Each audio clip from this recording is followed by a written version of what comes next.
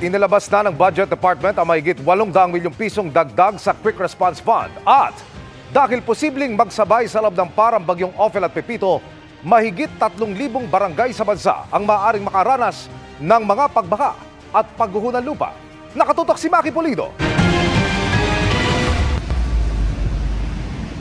Sa lakas ng hangin bumayo sa Ilagan Isabela dahil sa bagyong Ophel, halos tangayin na ang babaeng ito na may dalang payong.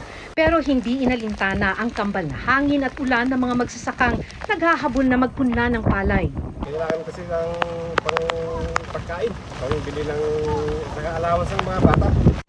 Abot din ang hagupit ng bagyong Ophel sa Lawag, Ilocos Norte. Epekto pa lang yan ng bagyong Ophel. Kung isasama ang posibleng ibuhos na ulan ng kasunod na bagyong Pepito, mahigit 3,000 barangay ang posibleng maapektuhan ayon sa datos ng Mines and Geosciences Bureau. Sabi ng ahensya, maaari silang makaranas ng landslide na dulot ng mga pag-ulan at pagbahang aabot sa dibdib hanggang ulo. Sa geohazard map ng ahensya, mahigit 1,000 sa mga barangay na yan ay nasa Northern Luzon, kung saan maraming lugar ang malambot na ang lupa dahil sa mga nakaraang bagyo.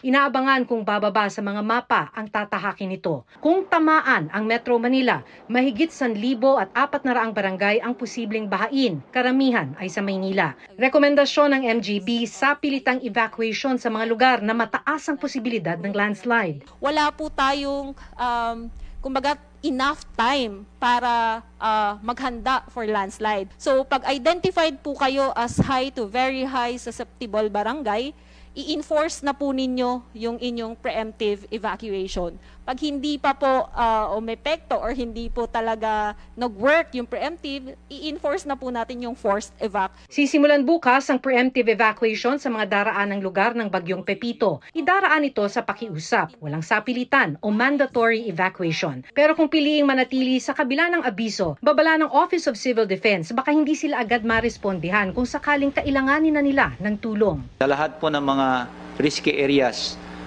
ito po yung mga uunahin na advisean na kapag sila ay winardingan na at inadvisean, dapat sundin nila dahil pagdating ng mga emergencies, ang uunahin po na sa search and rescue ay yung mga taong talagang sumunod. Sa susunod na 5 araw, mahigit 18 million ang maaaring maapektuhan. Halos 1 milyon dito ay mahihirap nating kababayan. Sa gitna ng sunod-sunod na bagyo, inirelease na ng Budget Department ang 875 million pesos na dagdag sa Quick Response Fund ng Social Welfare Department. Kalahati kasi ng inisyal na 1.75 billion pesos na pantugon sa mga sakuna ang naubos na sa mga nakaraang bagyo. Majority of that will go to the procurement of welfare goods, in the procurement as well of pre-packed goods.